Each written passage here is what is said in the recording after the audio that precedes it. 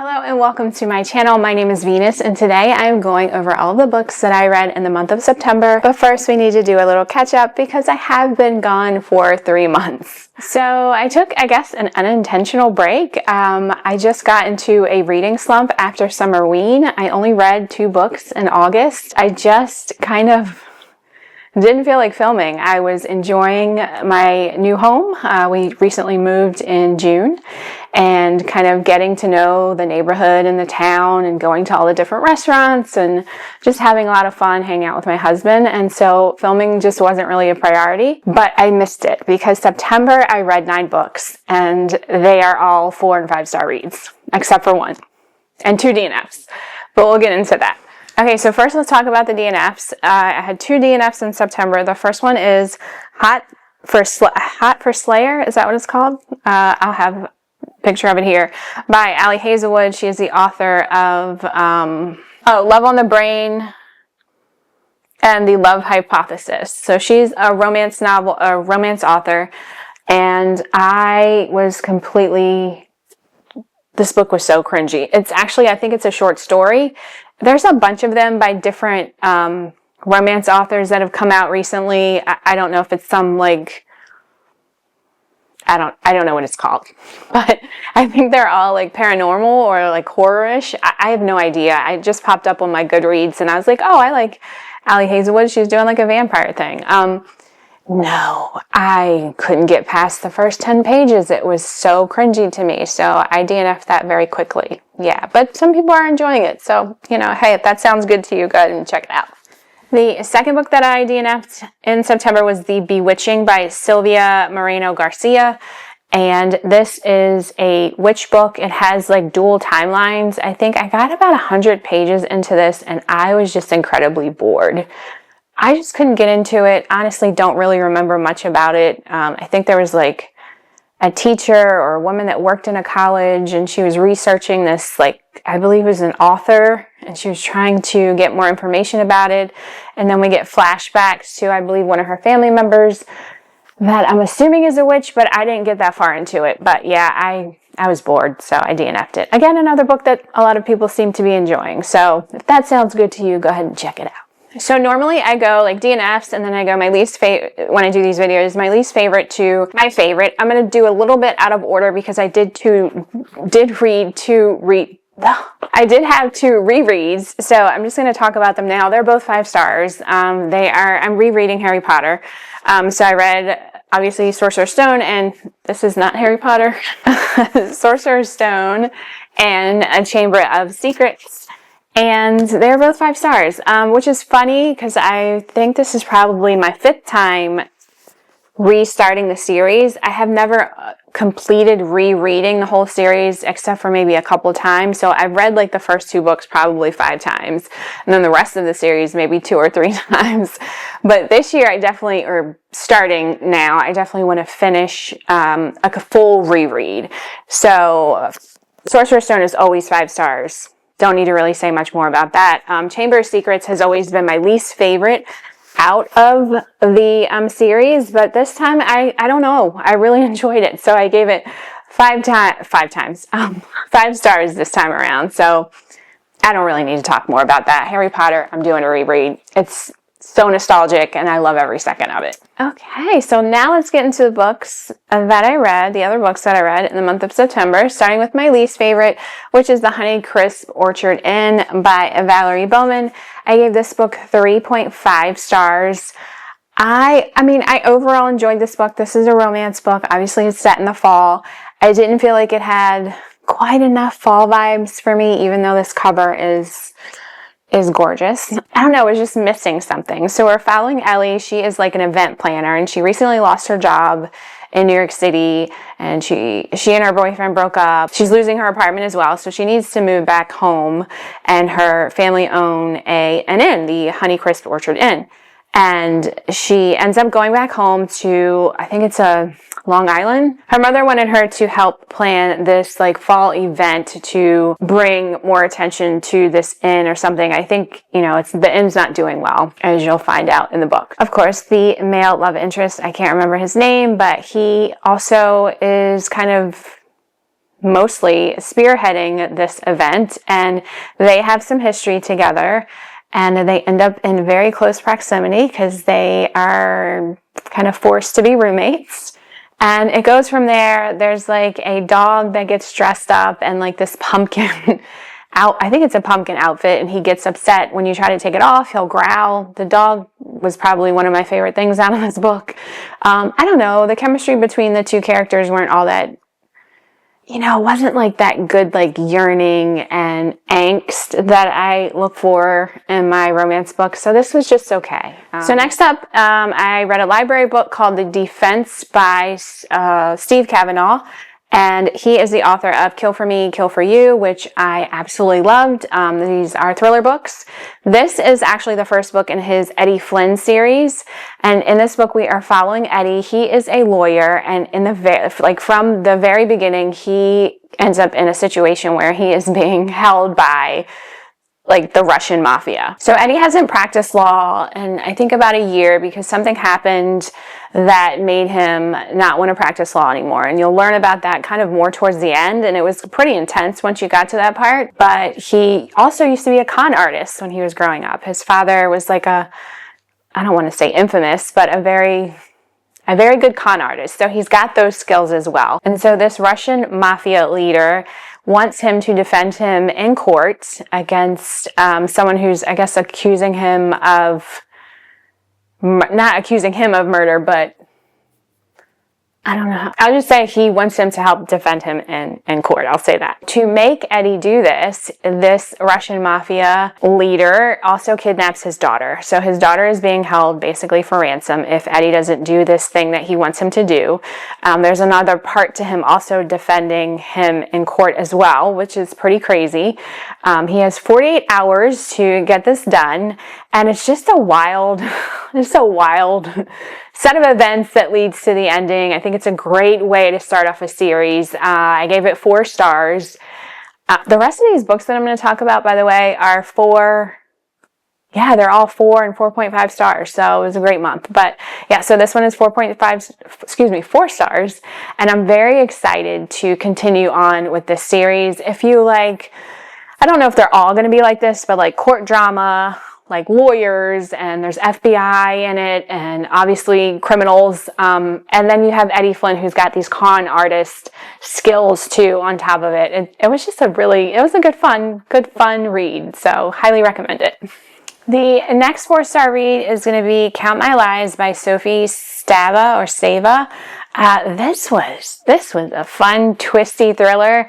I read it mostly thrillers in the month of September, and this one was, man, I really enjoyed this one. So we are following a woman who just constantly lies. That she's been doing it since she was a child, and that's just her thing. And I mean, she gets herself into these crazy situations, but in the beginning of this, she is watching this attractive man and his daughter play in a park, and the daughter, I believe she gets like stung by a bee or something, and so this one, what is her name? Sloane.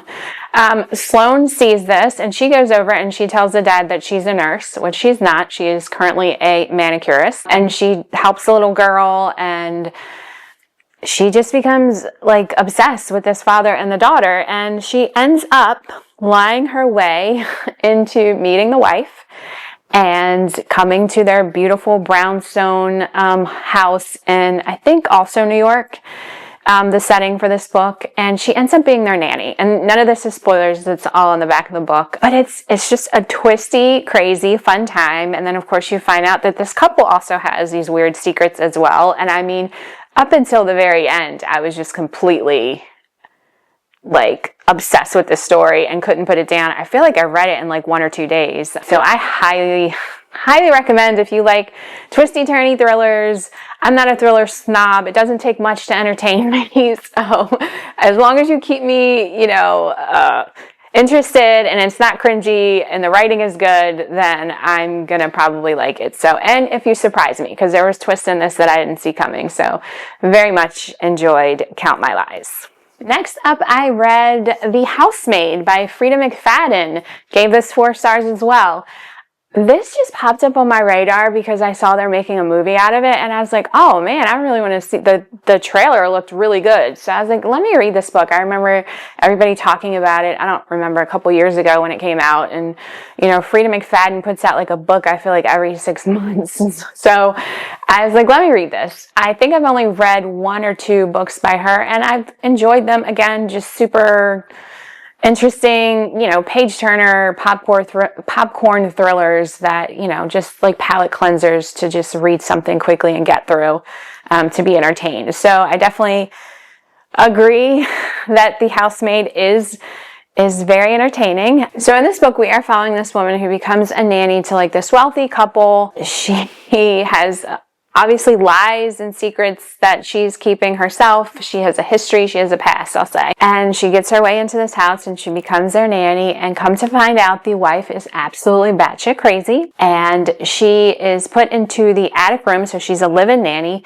She is put into the attic room that locks from the outside, and immediately red flags, but she's like, no, there's so many red flags in this book, and the woman that plays the nanny is just, okay, I'm just gonna go with it. Like, the wife is crazy. When she got interviewed, she was so super sweet and kind, and then the second she gets in the house, this woman is a freaking nightmare. She's crazy. And then the daughter, oh my God, the daughter is such an asshole.